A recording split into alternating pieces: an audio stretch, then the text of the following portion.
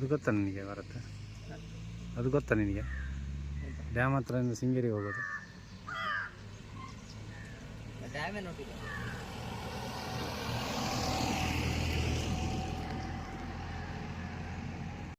News ಕರ್ನಾಟಕದ ವೀಕ್ಷಕರಿಗೆಲ್ಲರಿಗೂ ಸ್ವಾಗತ. ನಾನು ನಿಮ್ಮ ಪ್ರೀತಿಯ ಗಣೇಶ್. ಇವತ್ತು ನಾವು ಚಿಕ್ಕಮಗಳೂರು ಜಿಲ್ಲೆಯ ಕಳಸಾ ತಾಲೂಕಿನ ಕುದುರೆಮುಖ ಲೇಬರ್ ಕಾಲೋನಿಗೆ ಗ್ರೌಂಡ್ ರಿಪೋರ್ಟ್ಗೆ ಬಂದಿದ್ದೀವಿ. ಇಲ್ಲಿನ ಒಂದು ವಿಶೇಷ ಅಂತ ಹೇಳಿದ್ರೆ, ಇಲ್ಲಿನ ಊರಿನವರೇ ಕೂಡ ರಸ್ತೆ ಬಗ್ಗೆ ಹಲವು ಬಾರಿ ನಮ್ಮ ರಾಜಕಾರಣಿಗಳಿಗೆ ಮತ್ತೆ ಅಧಿಕಾರಿಗಳಿಗೆ ಹೇಳಿದ್ರು. ಈ ರಸ್ತೆ ಬಗ್ಗೆ ಯಾರು ಕೂಡ ಗಮನ ಹರಿಸಲಿಲ್ಲ. ಹಾಗಾಗಿ ಈ ಗ್ರಾಮದ ಲೇಬರ್ ಕಾಲೋನಿಯವರೇ ಸಾಧಾರಣ ಒಂದು 70ರಿಂದ 80 ಮನೆಗಳಿರ್ಬೋದು. ಅವರೇ ಖುದ್ದಾಗಿ ಅವರೇ ಸ್ವತಃ ಕೈಯಿಂದನೇ ಹಣವನ್ನು ಸಂಗ್ರಹಿಸಿ ಈ ರಸ್ತೆಯನ್ನು ಕೂಡ ಸರಿಪಡಿಸಿದ್ದಾರೆ. ಇವತ್ತು ಆ ಭಾಗಕ್ಕೆ ನಾವು ಬಂದಿದ್ದೀವಿ. ಆ ರಸ್ತೆಗಳನ್ನು ಯಾವ ಥರ ಮಾಡಿದ್ದಾರೆ ಆ ಗ್ರಾಮದ ಜನರು ಅಂತೇಳಿ ನೀವೇ ನೋಡೋಣ ಬನ್ನಿ. ನೋಡಿ, ಇಲ್ಲೆಲ್ಲ ಅವರೇ ಹಾಕೊಂಡಿದ್ದಾರೆ. ಒಳೆ ಬದಿಯಿಂದ ಗ್ರಾವಲ್ಗಳನ್ನು ತಂದು ಕೂಡ ಅವರು ಕಾಂಕ್ರೀಟಿಗೆ ಮಿಕ್ಸ್ ಮಾಡಿಕೊಂಡು, ಅಂದರೆ ಸಿಮೆಂಟ್ ಸುಮಾರು ಒಂದು 70 ಬ್ಯಾಗ್ ಅಷ್ಟು ಸಿಮೆಂಟ್ಗಳು ಕೂಡ ಈ ಒಂದು ಕಾಂಕ್ರೀಟಿಗೆ ಅವರು ಹಾಕೊಂಡು ಕೆಲಸಗಳನ್ನು ಮಾಡಿದ್ದಾರೆ. ನೋಡಿ, ಅವರು ದಿನಕೂಲಿ ಮಾಡುವಂಥ ವ್ಯಕ್ತಿಗಳವರು. ದಿನನಿತ್ಯ ಅವರು ಕೆಲಸಕ್ಕೆ ಹೋಗಿ ಅದು ಮಾಡ್ಕೊಂಡು ಬಂದಂಥ ಪದ್ಧತಿಯಲ್ಲಿ ಸ್ವಲ್ಪ ಹಣ ಸಂಗ್ರಹಿಸಿ ಅವರೇ ಖುದ್ದಾಗಿ, ಈ ರಾಜ್ಯದ ಸರ್ಕಾರ ಕೆಲವೊಂದು ಅಧಿಕಾರಿಗಳು ಅಷ್ಟೇ ನಿರ್ಲಕ್ಷ್ಯದಿಂದ ಅವರಿಗೆ ಬೇಸತ್ತು ಅವರೇ ಖುದ್ದಾಗಿ ಈ ರಸ್ತೆಯಲ್ಲಿ, ನಿಜವಾಗಿ ಹೇಳ್ಬೇಕಾದ್ರೆ ಈ ರಸ್ತೆಯಲ್ಲಿ ಬರ್ಲಿಕ್ಕೆ ಆಗುದಿಲ್ಲ. ಏನಾದರೂ ಎಮರ್ಜೆನ್ಸಿ ಇದ್ರೂ ಹೋಗೋಕ್ಕೂ ಕಷ್ಟ. ಆಟೋದವರು ಬರಲ್ಲ, ಪಿಕಪ್ ಬಿಟ್ರೆ ಜೀಪ್ ಬಿಟ್ರೆ ಮತ್ತೆ ಯಾವುದು ಬರೋದಿಲ್ಲ ಇಲ್ಲಿ. ಅಂತ ಒಂದು ಪರಿಸ್ಥಿತಿ ಇತ್ತು. ಈಗ ಅವರಿಗೆ ಬೇಸತ್ತು ಅವರೇ ಖುದ್ದಾಗಿ ಮಾಡ್ಕೊಂಡಿದ್ದಾರೆ. ಇನ್ನು ಅಲ್ಲಿ ಮೇಲ್ಭಾಗದಲ್ಲೂ ಕೂಡ ಅಷ್ಟೇ, ಅವ್ರ ಮನೆ ಭಾಗದಲ್ಲೂ ಕೂಡ ಅಷ್ಟೇ ಕೆಲವೊಂದು ಹೊಂಡ ಗುಂಡಿಗಳನ್ನು ಕೂಡ ಅವರು ಕಾಂಕ್ರೀಟ್ ಇದರಲ್ಲಿ ಅಂದ್ರೆ ಒಂದು ಕಾಂಕ್ರೀಟ್ ಹಾಕಿ ಆದರೂ ಲೆವೆಲ್ ಮಾಡ್ಕೊಂಡಿದ್ದಾರೆ. ಹೋಗ್ಲಿಕ್ಕೆ ಒಂದು ಯಾವ್ದಾದ್ರು ಒಂದು ಗಾಡಿಗಳು ಬರ್ಬೇಕಂತ ಹೇಳಿ. ಬನ್ನಿ ನಾವು ಮೇಲ್ಭಾಗಕ್ಕೆ ಹೋಗೋಣ, ಅವ್ರು ಏನೇನೆಲ್ಲ ಮಾಡ್ಕೊಂಡಿದ್ದಾರೆ ಅಂತೇಳಿ, ಅವರ ಪರಿಸ್ಥಿತಿ ಯಾವ ತರ ಇದೆ ಅಂತೇಳಿ ನಿಮಗೆ ತೋರಿಸ್ತೀನಿ ಬನ್ನಿ. ಈಗ ನಾವು ಲೇಬರ್ ಕಾಲೋನಿ, ನೀವೇ ನೋಡ್ಬೋದು ಯಾವ ತರ ಮನೆಗಳಿದಾವೆ ಅಂತೇಳಿ. ಇಲ್ಲಿ ನಾವು ಕೆಲವು ಹೋದ ವರ್ಷದಲ್ಲಿ ನಾವು ಈ ಭಾಗಕ್ಕೆ ಬಂದು ನೀರಿನ ವ್ಯವಸ್ಥೆ ತುಂಬಾ ಹದಗೆಟ್ಟೋಗಿತ್ತು. ಇಲ್ಲಿ ಕುಡಿಯಕ್ಕೆ ನೀರು ಇರಲಿಲ್ಲ ಅವರಿಗೆ. ಆ ಸಂದರ್ಭದಲ್ಲಿ ನಾವೇ ನಮ್ಮ ಚಾನಲ್ ಮುಖಾಂತರ ವರದಿಯನ್ನು ಮಾಡಿ ಜಿಲ್ಲಾ ಪಂಚಾಯಿತಿ ಮತ್ತೆ ಕೆಲವು ಇದಕ್ಕೆ ಸಂಬಂಧಪಟ್ಟ ಅಧಿಕಾರಿಗಳು ಕೂಡ ಬಂದು ನೀರಿನ ವ್ಯವಸ್ಥೆ ಕೂಡ ಮಾಡಿಕೊಟ್ಟಿದ್ದಾರೆ. ಹಾಗಾಗಿ ಇವತ್ತು ಕೂಡ ನಾವು ಬಂದಿದ್ದೇವೆ ಈ ರಸ್ತೆ ಬಗ್ಗೆ ವರದಿ ಮಾಡಕ್ಕೆ ಅಂತ ಹೇಳಿ. ಬನ್ನಿ ಯಾವ ತರ ಇದೆ ಅಂತೇಳಿ ತೋರಿಸ್ತೀನಿ.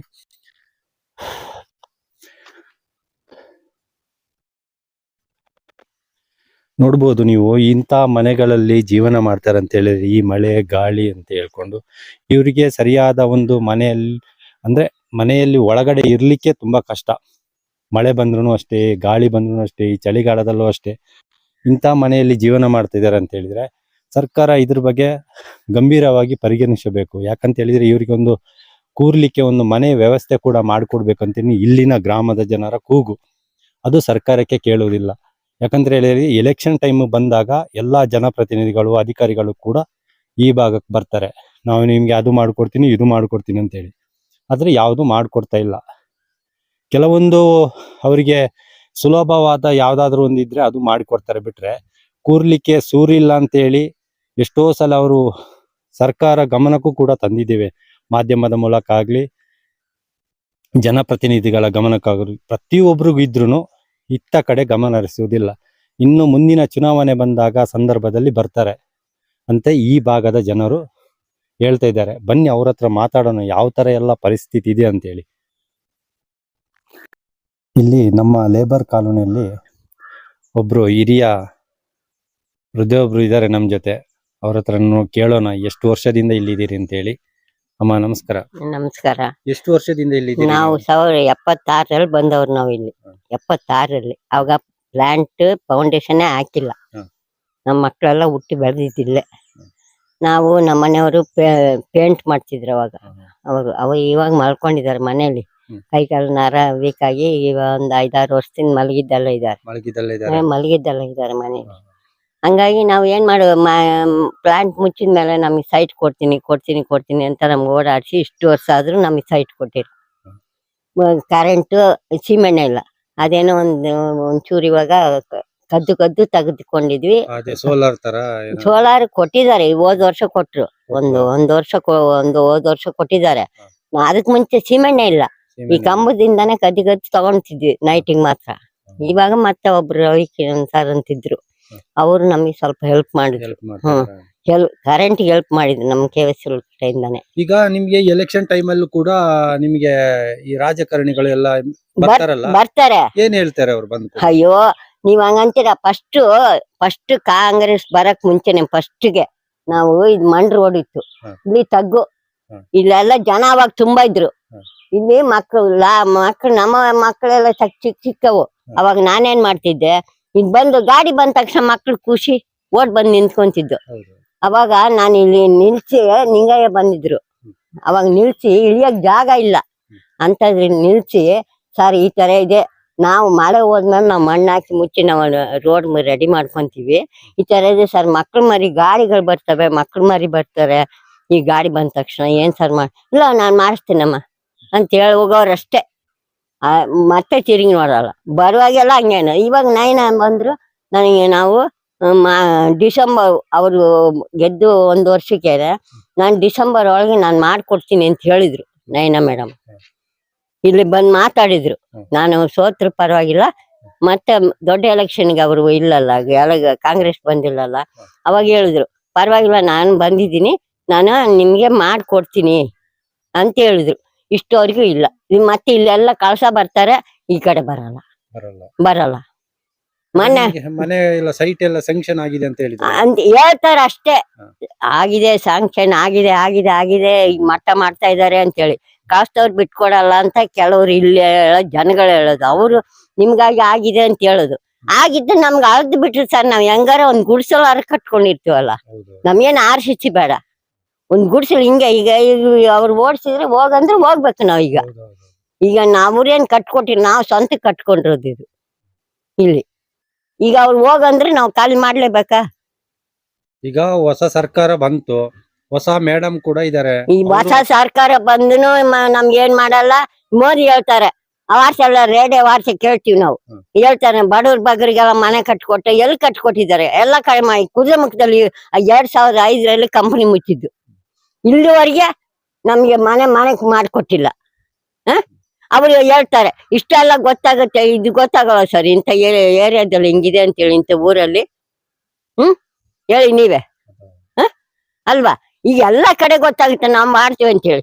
ಈಗ ಇದಿಷ್ಟು 2005ರಲ್ಲಿ ಮುಚ್ಚಿದ, ಅವಾಗಿಂದ ಹೋರಾಡ್ತಾ ಇದೀವಲ್ಲ ಸೈಟ್ಗೆ ಅಂತೇಳಿ. ನಡ್ಕೊಂಡು ಹೋಗಿ ಬಂದು ಚಿಕ್ಕಮಂಗ್ಳೂರ್ ಗಂಟ, ಅಂತದ್ರೆಲ್ಲ ಮಾಡ್ಕೊಟ್ಟಿಲ್ಲ ಅಂದ್ರೆ ಏನ್ ಹೇಳೋಣ ಹೇಳಿ ನೀವು? ಸರ್ಕಾರ ಬಂದ್ರು ಇದೇ ತರನೇ ಜನತಾ ಅವ್ರು ಇದು BJP ಅವ್ರು ಬರ್ತಾರೆ, ನಾವ್ ಒಳಗೆ ಅವ್ರವ್ರಿಗೆ ಯಾರು ಇಲ್ಲಿ ಇಸ್ಕೊಂಡು ತಿಂತಾರೆ, ನಮ್ಗೇನು ಇಲ್ಲ. ಹೇಳ್ತೀರಾ? ನಿಮಗೆ ಬೇಕಾಗಿದ್ದು ಕೂರ್ಲಿಕ್ಕೆ ಒಂದು ಮನೆ ಮನೆ ಸಾಕು ನಮ್ಗೆ. ಮನೆ ಒಂದಿದ್ರೆ ನಮ್ಗೆ ಹೆಂಗ ಜೀವನ ಮಾಡ್ಕೊತೀವಿ ಸರ್. ಎಲ್ಲಾರು ಒಂದ್ ಮನೆ ಕೆಲಸ ಮಾಡಿ ಜೀವನ ಮಾಡ್ಕೊಳ್ತೀವಿ. ಕೆಲ್ಸನೇ ಇಲ್ಲ, ಕಳ್ಸ ಹೋಗ್ಬೇಕು. ನೋಡಿ ಬೆಳಿಗ್ಗೆ ಎದ್ದು ಎಲ್ಲ ಕಾಫಿ ಹಣ್ಣಿಗೆ ಹೋಗಿದ್ದಾರೆ, ಜಾಂಬ್ಳೆ ನೆಲ್ಲಿ ಬಿಡು. ದಿನನಿತ್ಯ ಕೂಲಿ ಕೆಲಸ ಮಾಡ್ಕೊಂಡೇ ಜೀವನ ಮಾಡ್ಬೇಕು. ದಿನನಿತ್ಯ ಅದೇ ಕೆಲಸ. ನಿನ್ನೆ 2 ದಿನ ಮುಂಚೆನು ಕೂಡ ನೀವೇ ಎಲ್ಲ ಕೈಯಿಂದೆಲ್ಲ ಸ್ವಲ್ಪ ಊರ್ನವರೆಲ್ಲ ಸೇರ್ಕೊಂಡು. ನಾನು ಇರ್ಲಿಲ್ಲ, ಊರಿಗೆ ಹೋಗಿದ್ದೆ. ರಸ್ತೆ ಬರಕ್ ಆಗ್ತಿಲ್ಲ ಗಾಡಿ. ಇಲ್ಲಿ ಇಷ್ಟ ಹಾಕಿದ್ದಕ್ಕೆ ಈ ಮನೆಯವ್ರು 2 ಮೂಟೆ ಹೆಲ್ಪ್ ಮಾಡಿದ್ದಾರೆ. ಮತ್ತೆ ಆ ಕಡೆ ಎಲ್ಲ ಒಬ್ರು ಕುಮಾರ್ ಅಂತ ಇದ್ದಾರೆ, ಅವರು ಪಾಪ ಎಲ್ಲ ಸಿಮೆಂಟ್ ಅವರು ಎಲ್ಲ ಒಟ್ಟು ಮಾಡಿ ಹಾಕಿ ಅಲ್ಲಿ ರಾತ್ರಿ 2 ಗಂಟೆ ಹಾಕೊಂಡಿದೀವಿ ಸಿಮೆಂಟ್. ಯಾರು ಬಂದಿಲ್ಲ, ಯಾರು ಬಂದು ನೋಡಿಲ್ಲ. ಹೆಸರೇನು? ನನ್ನ ಹೆಸರು ಸರೋಜಮ್ಮ ಅಂತ. ಇದು ನಮ್ಮ ಈ ಲೇಬರ್ ಕಾನೂನಿಯಲ್ಲಿ ಇರುವಂತ ಪರಿಸ್ಥಿತಿ ನೋಡಿ, ನೀವೇ ಕೇಳ್ಬೋದು. ಆ ವೃದ್ಧೆ ಎಷ್ಟು ಒಂದು ನೊಂದು ಮಾತಾಡ್ತಾ ಇದೆ ಅಂತ ಹೇಳಿದ್ರೆ, ಯಾಕೆ ಈ ಸರ್ಕಾರ ಎಚ್ಚೆತ್ಕೊಳ್ಳಲ್ಲ ಅಂತ ಹೇಳಿ. ಇನ್ನೂ ಜನ ಇದಾರೆ, ತುಂಬಾ ಜನ ಇದಾರೆ. ಇನ್ನು ಅವ್ರು ಏನೇನೆಲ್ಲ ಮಾತಾಡ್ತಾರೆ ಅಂತ ನೋಡೋಣ. ಎಲ್ಲ ಕೆಲ್ಸಕ್ಕೆ ಹೋಗಿದ್ದಾರೆ. 4 ರೂಪಾಯಿ ಸಂಬಳದಿಂದ ಮಾಡ್ತಾ ಇದ್ವಿ. ಎಷ್ಟು ಜನ ಈ ತರ ಬಂದು ಕೇಳ್ಕೊಂಡು ಹೋಗಿದ್ದಾರೆ ಸರ್. ಒಬ್ಬರಾದ್ರೂ ಏನಂತ ತಿರುಗಿ ನೋಡಿಲ್ಲ. ಈ ಮನೆ ನನ್ ಮಗು 15 ದಿವಸ ಮಗು ಈಗ 78ರಲ್ಲಿ ಈ ಮನೆಗ್ ಬಂದು ಕೂತವಳು ನಾನು. ಈ ಮನೆನಾ? ನೋಡಿ ನಮ್ಮ ಮನೆಯವ್ರು ಮಲಗಿದಾರೆ ನೋಡಿ. ಅವ್ರು ಪೇಂಟ್ ಸ್ಪ್ರೇ ಪೇಂಟ್ ಅವರು. ಬನ್ನಿ,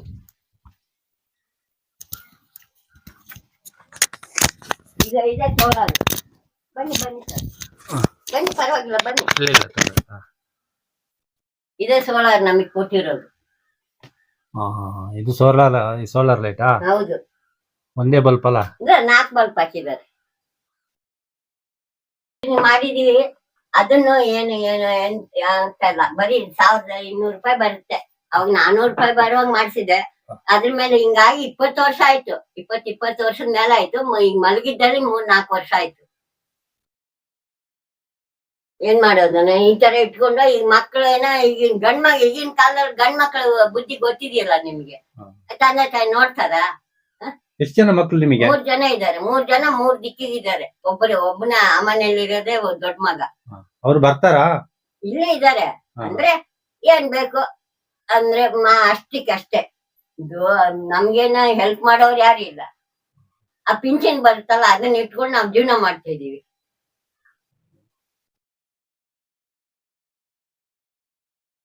ಸಿದ್ದರಾಮಯ್ಯ ಅವ್ರದ್ದು ಎಲೆಕ್ಷನ್ ಆಗುವಾಗ ನಾನ್ ಬಂದಿದ್ದು. ಅಲ್ಲಿ ಇವನ್ನ ಇಲ್ಲಿ ಆಟ ಇಲ್ಲ ಅಂತ ಅಲ್ಲಿ ಕರ್ಕೊಂಡೋಗಿ ಇಟ್ಕೊಂಡಿದ್ದೆ.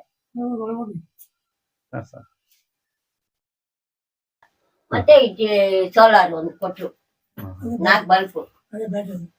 ಇದ್ರದ್ದೇ ಬ್ಯಾಟ್ರಿ ಇದು.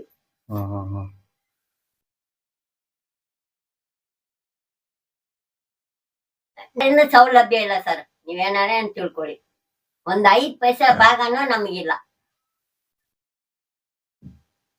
ಪೆನ್ಷನ್ ಎಷ್ಟು ಬರುತ್ತೆ ನಿಮಗೆ? 1200 ಬರುತ್ತೆ ಸರ್. ಇವ್ರಿಗೆ ಹ್ಯಾಂಡಿಕ್ಯಾಪ್ ಜಾಸ್ತಿ ಲೆಟರ್ ಎಲ್ಲ ಮಾಡ್ಸಿದೀವಿ. ಎಲ್ಲಿ ಕೊಟ್ರು ಅದೇ ಬರೋದು. ಇನ್ನು ಅದು ಈ ಪಿಂಚಣಿ ನಿಲ್ಬೇಕಂತ, ಆ ಪಿಂಚಣಿ ನಿಂತ್ರೆ ನಾನು ಹೆಂಗ್ ತಿನ್ನೋದು? ಇದು 6 ತಿಂಗಳು ಈ ಪಿಂಚಣಿ ನಿಂತ್ರೆ ಮಾತ್ರ ಅದನ್ನ ಮಾಡ್ಬೇಕು ಅಂತಾರೆ. ಈ ನಿಲ್ಸ್ಬಿಟ್ರೆ ನಾವು ಹೊಟ್ಟೆಗೆ ಏನ್ ತಿನ್ನೋದು?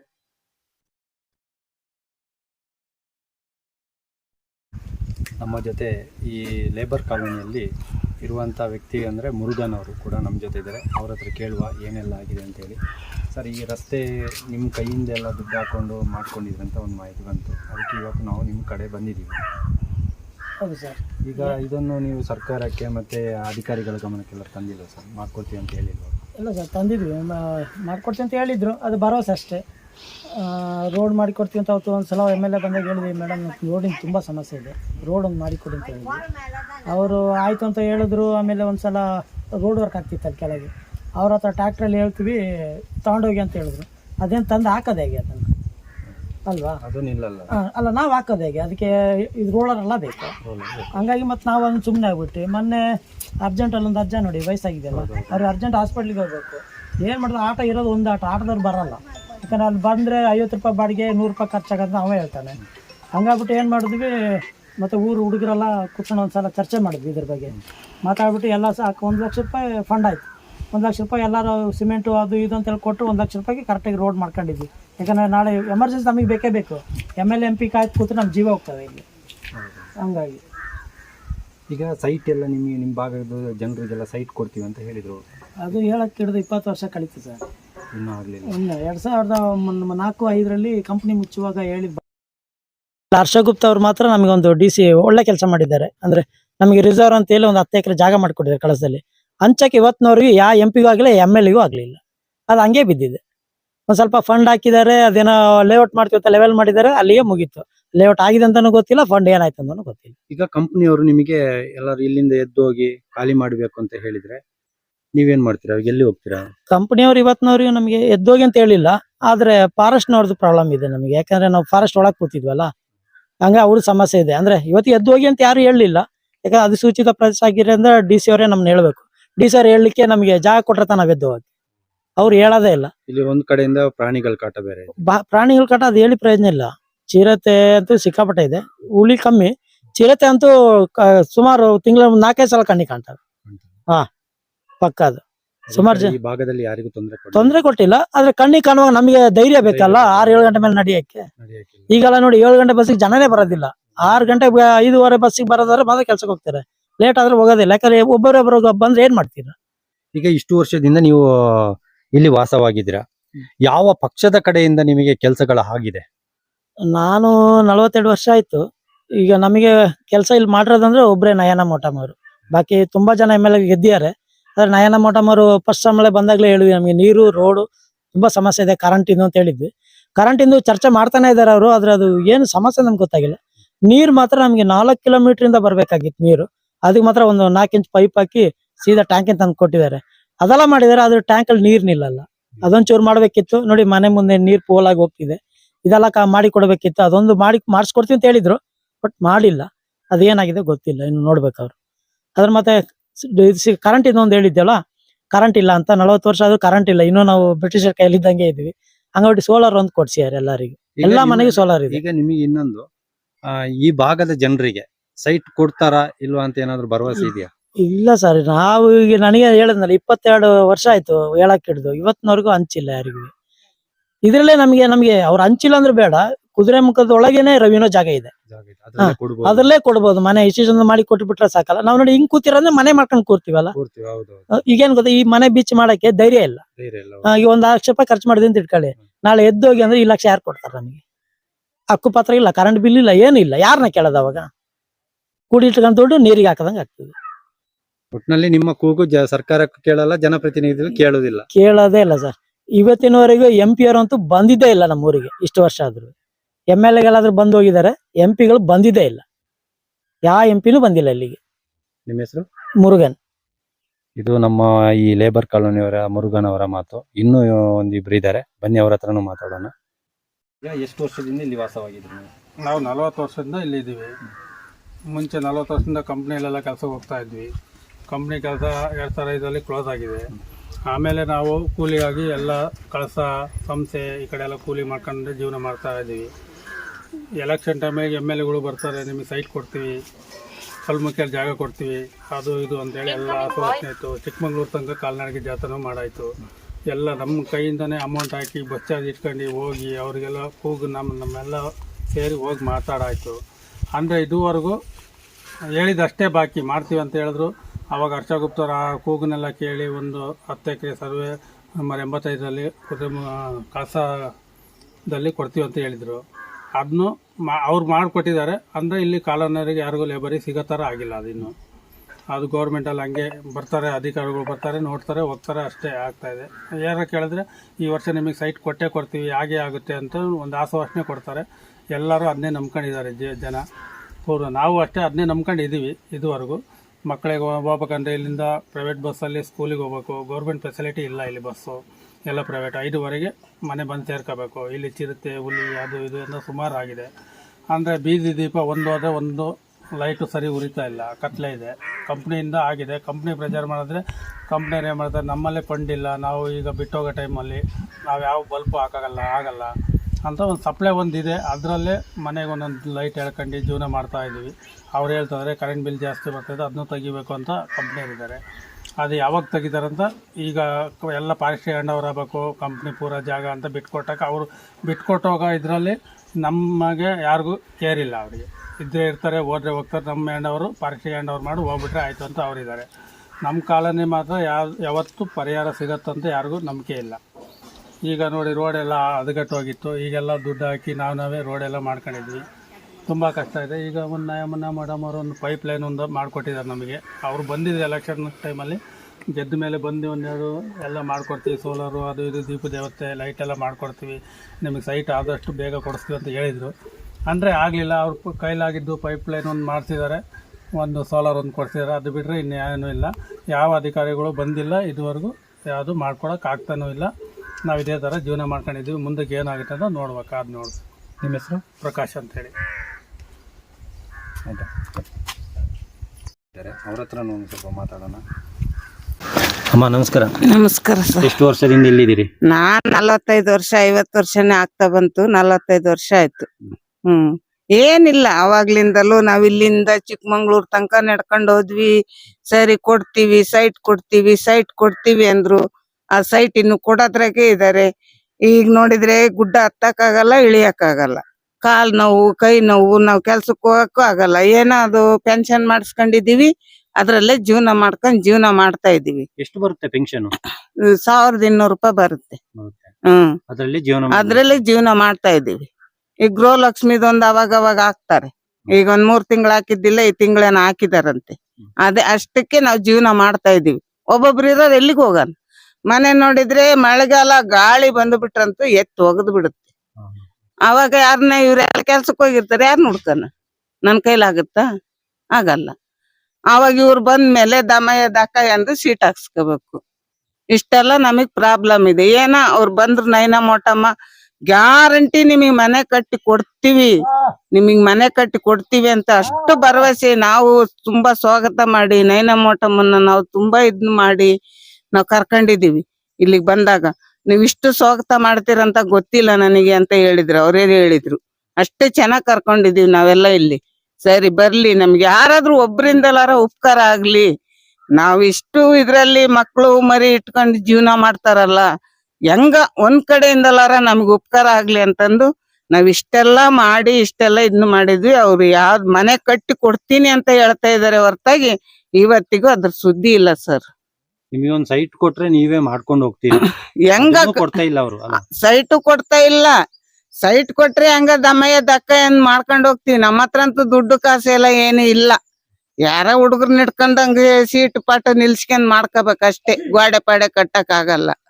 ಇಷ್ಟು ಮಾಡ್ಕೊಂಡ್ ಹೋಗ್ತಿವ, ಸೈಟು ಕೊಡಂಗಿಲ್ಲ. ಎಂತ ಮಾಡದ್ ನಾವು? ಇಷ್ಟೆಲ್ಲ ಪ್ರಾಬ್ಲಮ್ ನಮಗಿದೆ. ಸಾಯಂಕಾಲ 6 ಗಂಟೆ ಆದ್ರೆ ಹೊರಗಡೆ ಹೋಗೋದ್ ಕಷ್ಟ. ನಮಗೆ ಬಾತ್ರೂಮ್ ಗೀತ್ರೂಮ್ ಏನಿಲ್ಲ. ಎಲ್ಲೆಲ್ಲೋ ಕಟ್ಸಿದ್ರು ಅಲ್ಲಿಗೆ ಹೋಗಕ್ ಆಗತ್ತ ನಾವು ಕತ್ಲಲ್ಲಿ? ಅಷ್ಟು ನಮಗ್ ಪ್ರಾಬ್ಲಮ್ ಇದಾವೆಲ್ಲ. ಅದ್ರ ಒಂದ್ ಕಡೆಯಿಂದ ಪ್ರಾಣಿಗಳ ಕಾಟ ಬೇರೆ. ಅದೇ ಪ್ರಾಣಿಗಳದೇ ಕಾಟಕ್ಕೆ ಹೋಗಕ್ ಆಗಲ್ಲ, ಹೊರಗಡೆ ಎಲ್ಲಿ ಹೋಗಕ್ ಆಗಲ್ಲ. ರಾತ್ರಿ ಹೊತ್ತೆಲ್ಲಾರು ಹೊಟ್ಟೆನಂದ್ರೆ ಮನೆಗೆ ಎತ್ಕೋಬೇಕಷ್ಟೇ ನಾವು. ಅಷ್ಟು ಪ್ರಾಬ್ಲಮ್ ಇದಾವೆಲ್ಲ. ಏನು ಮಾಡಕ್ ಆಗಲ್ಲ. ಇವ್ರು ಬರ್ತಾರೆ, ಆಯ್ತು ನಾವ್ ಮಾಡ್ಕೊಡ್ತೀವಿ ನೀವ್ ಮಾಡ್ಕೊಡಂಗೇ ಇಲ್ಲ. ನಾವ್ ಕಾಯ್ತಲೇ ಇದೀವಿ, ಮಾಡ್ಕೊಡ್ತಾರೆ ಅಂತ. ಇಷ್ಟು ವಯಸ್ಸಾದ್ರು ಇನ್ನು ಕಾಯ್ತಾ ಇದೀವಿ. ಎಷ್ಟೋ ಜನ ಸತ್ತೋದ್ರು ವಯಸ್ಸಾದವ್ರು. ಮಾಡ್ಕೊಡ್ತಾರೆ ಅಂತ ಅವ್ರ ಮಕ್ಳು ಮೊಮ್ಮಕ್ಳು ಇದಾರೆ. ಆದ್ರೆ ಈ ಭಾಗಕ್ಕೆ ಯಾರು ಬರಲ್ಲ. ಬರೋದು ಒಂದೇ ಟೈಮ್ ಎಲೆಕ್ಷನ್ ಟೈಮಿಗೆ ಮಾತ್ರ. ನಾವು ಗ್ಯಾರಂಟಿ ಮಾಡ್ಕೊಡ್ತೀವಿ, ನೀವು ಓಟ್ ಹಾಕ್ರಿ. ನೀವು ನಂಬಿಕೆಯಿಂದ ಓಟ್ ಹಾಕ್ತೀರಾ? ಏನ್ ಮಾಡೋಣ? ನಮಗಿನ್ ಭರವಸೆ ಇನ್ನೇನಿದೆ? ಮಾಡ್ಕೊಡ್ತಾರಲ್ವಾ ಅಂತ ನಂಬಿಕೆಯಿಂದ ಓಟ್ ಹಾಕ್ತಿವಿ. ನಾವಂತೂ ಈ ವರ್ಷ ಏನು ಮಾಡಲ್ಲ ಸರ್, ಓಟ್ ಹಾಕಲ್ಲ. ಇದ್ದಿಗ್ ಲಾಸ್ಟ್. ನಾವ್ ಹಿಂಗೆ ಕಾಡಲ್ಲಿ ಇದ್ರು ಪರವಾಗಿಲ್ಲ. ನಮ್ಗಷ್ಟು ಇದಾಗಿದೆ ಮನ್ಸಿಗೆ. ಈಗ 20 ವರ್ಷ ಆಯ್ತು. 20 ವರ್ಷದಿಂದ ಕಾಯ್ತಾ ಇದೀವಿ. ಕಂಪ್ನಿ ಮುಚ್ಚಿ 20 ವರ್ಷ ಆಯ್ತು. ಇಲ್ಲಿಂದ ಚಿಕ್ಕಮಂಗ್ಳೂರಿಗೆ ನಡ್ಕೊಂಡ್ ಬಂದಿದೀವಿ ಅಂದ್ರೆ ಆ ಕಾಲದಾಗೆ ಈ ಕಾಲದಾಗ ನಡೆಯಕ್ಕಾಗತ್ತ ನಮ್ ಕೈಲೇ? ಈ ಕಾಲದಾಗ ಬರೀ ಗುಡ್ಡ ಇಳಿದು ಹತ್ತಿ ಬರಕ್ ಆಗಲ್ಲ. ಅಷ್ಟು ಪ್ರಾಬ್ಲಮ್ ಇದೆ ನಮ್ಮ ಕಾಲ್ಗಳು ನೋವು. ಆದ್ರೆ ನಿಮ್ಮ ಕೂಗು ಸರ್ಕಾರಕ್ಕೂ ಕೇಳಿಲ್ಲ, ಜನಪ್ರತಿನಿಧಿ ಕೇಳಲ್ಲ. ಅವರಿಗೆಲ್ಲ ಕೇಳಲ್ಲ. ಅವ್ರು ಓಟಿಗೆ ಮಾತ್ರ ಕೇಳುತ್ತೆ. ಎಲೆಕ್ಷನ್ ಬಂದಾಗ ಮಾತ್ರ ಅವ್ರಿಗೆ ಕೇಳುತ್ತೆ ಇಂತಕ್ ಜನ ಇದ್ದಾರೆ ಅಂತ. ಬಾಕಿ ಟೈಮಲ್ಲೆಲ್ಲ ಕೇಳಲ್ಲ ಸರ್. ಇಷ್ಟು ನಮಗ್ ಪ್ರಾಬ್ಲಮ್ ಇದೆ ಸರ್. ಏನ್ ಮಾಡೋಣ? ಹಿಂಗೆ ಕಾಲ ಕಳ್ಕೊಂಡ್ ಹೋಗ್ತಾ ಇದೀವಿ.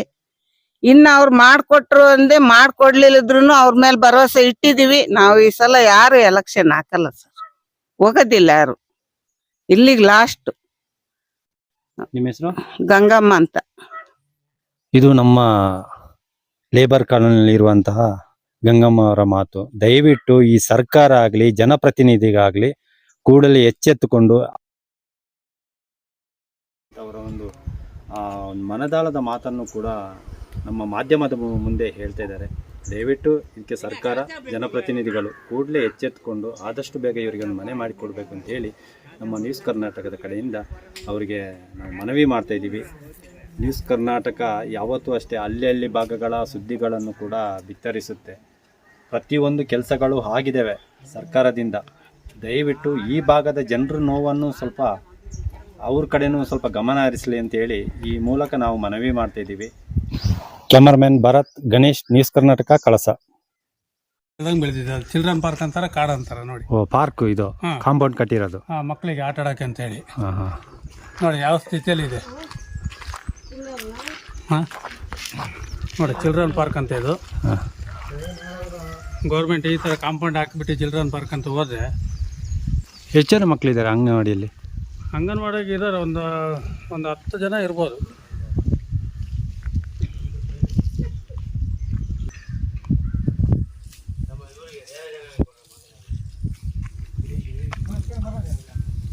ಮಾಡಲಿ, ಯಾವುದೇ ಮಾಡಲಿ, ಚಿಲ್ಡ್ರನ್ ಪಾರ್ಕ್ ಅಂದರೆ ಪಾರ್ಕ್ ಥರನೇ ಇರಬೇಕಲ್ಲ.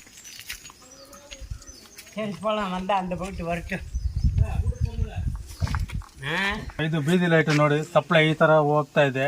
ಯಾರು ಪ್ರಾಣಿಗಳು ಮಕ್ಕಳು ಮರಿ ಎಲ್ಲ ಓಡಾಡಿದ್ರೆ ಕಷ್ಟ ಆಗುತ್ತೆ. ವಿಧಿ ಇಲ್ಲ, ಅದನ್ನ ಬಿಟ್ಟರೆ ಕಂಪ್ನಿ ಕಡೆಯಿಂದ ಹಾಕೊಟ್ರೆ ಹಂಗೆ ಮಾಡ್ಕೊಂಡು ಹೋಗ್ತಾ ಇದ್ದಾರೆ.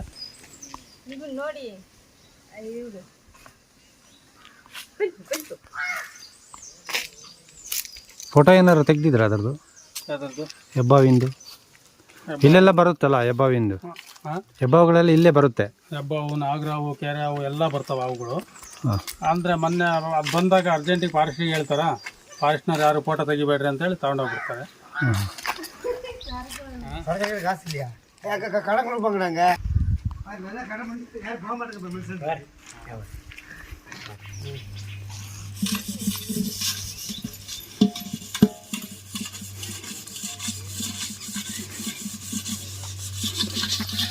ಇದು ನೀರು ಅಷ್ಟೇ ಬರೋದಾ? ಇಲ್ಲ ಸರ್, ಜಾಸ್ತಿ ಬರ್ತದೆ. ಜಾಸ್ತಿ ಬರುತ್ತಾ? ಎಲ್ಲಿಂದ? ಕ್ಯಾಮ್ರಾ எடுக்கிறாங்க. ಅದು ಬರ್ತದೆ. ಮೊದ್ಲಿಕ್ಕಿಂತ ಈಗ ಪರವಾಗಿಲ್ಲ ನೀರು? ಈಗ ಪರವಾಗಿಲ್ಲ ಸರ್. ಮಧ್ಯಾಹ್ನ ಆದ್ರೆ ಸರ್ ನಿಂತೋಗುತ್ತೆ. ಓ, ಮಧ್ಯಾಹ್ನ ನಿಂತೋಗುತ್ತಾ? ಅಲ್ಲಿ ಸರ್ ದಯವಿಟ್ಟು ನನ್ನ ಜೊತೆ ಸ್ವಲ್ಪ ಬರ್ತೀರಾ ಸರ್? ದೂರ ಇಲ್ಲ, ಆ ಟ್ಯಾಂಕ್ ಹತ್ರ ಬನ್ನಿ ಸರ್. ಎಲ್ಲಿ ಟ್ಯಾಂಕಿ?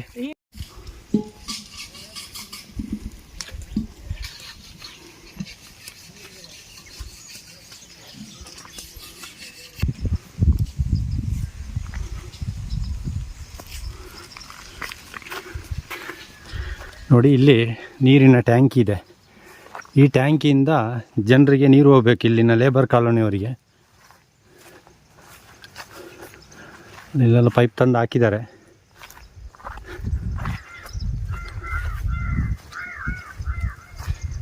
ನೋಡ್ಬೋದು ನೋಡಿ, ಒಂದು ಪೈಪ್ ಹಾಕಿದ್ದಾರೆ ಆ ಕಡೆ. ಹಾಂ, ಈಗ ಅವ್ರವ್ರು ಕಟ್ಟಿ ಕೊಡ್ತೀನಿ. ಹಾಂ, ಹಂಗಂದು ದುಡ್ಡು ಸಂಪಾದನೆ ಮಾಡಿ ಕಟ್ಟಿ ನೋಡಿ ಬನ್ನಿ ಸರ್. ಇಲ್ಲಿ ಇದೇ ಟ್ಯಾಂಕಿಯಾ? ಇಲ್ಲಿಂದ ನೀರು ಹೋಗ್ಬೇಕಾ? ಇಲ್ಲಿಂದ ನೀರು ಹೋಗೋದು ಸರ್ ಎಲ್ಲ ಜಾಗಕ್ಕೂ. ಹಾಂ, ಸ್ವಲ್ಪ ಇಲ್ಲಿ ಬನ್ನಿ ಸರ್. ಲೀಕೇಜ್ ಆಗುತ್ತೆ. ಬರೋ ನೀರು ಇಲ್ಲ ಹೋಗ್ತದೆ, ಹೋಗ್ತಾ ಇದೆ, ಹಾಗಾಗಿ ನಿಮಗೆ ನೀರಿಲ್ಲ. ಒಂದು 2 ಅವರ್ ನೀರು ಬರ್ತದೆ, ಮತ್ತೆ ನೀರು ಇರಲ್ಲ, ಟ್ಯಾಂಕ್ ಇಲ್ಲ.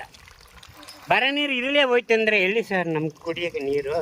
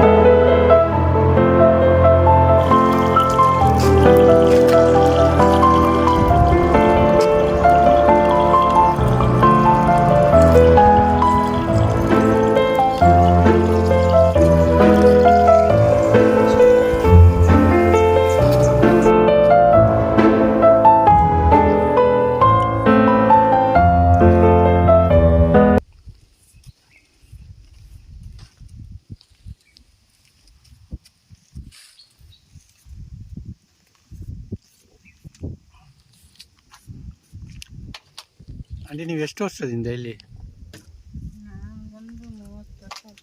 30 ವರ್ಷದಿಂದ ಇಲ್ಲಿ ಅಂಗಡಿ ಹಾಕೊಂಡು ಜೀವನ ಮಾಡ್ತಾ ಇದ್ದೀರಿ. ಹಿಂಗೆ ಡೈಲಿ ಬಿಸ್ನೆಸ್ ಇರುತ್ತಾ? ಡೈಲಿ ಇರಲ್ಲ, ಭಾನುವಾರ ಶನಿವಾರ ಮಾತ್ರ ಇರುತ್ತೆ. ಭಾನುವಾರ ಶನಿವಾರ ಟ್ರಕ್ಕಿಂಗ್ ಇದ್ರೆ ಮಾತ್ರ, ಟ್ರಕ್ಕಿಂಗ್ ಇಲ್ಲಾಂದ್ರೆ ವ್ಯಾಪಾರ ಇಲ್ಲ. ಈಗ ಇದು ಕುರಿಂಜಲ್ ಅದೆಲ್ಲ ನಿಲ್ಸಿದಾರಲ್ಲ?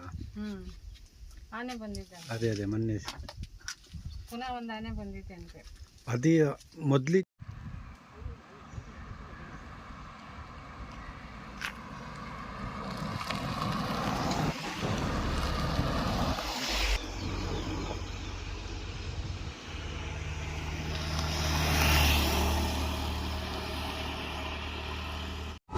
ವಿಡಿಯೋ ನೋಡಿದ್ದಕ್ಕೆ ಧನ್ಯವಾದಗಳು.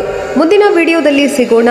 ಕ್ಷಣ ಕ್ಷಣದ ಸುದ್ದಿಗಾಗಿ ವೀಕ್ಷಿಸಿ ನ್ಯೂಸ್ ಕರ್ನಾಟಕ, ಸದಾ ನಿಮ್ಮ ಜೊತೆ.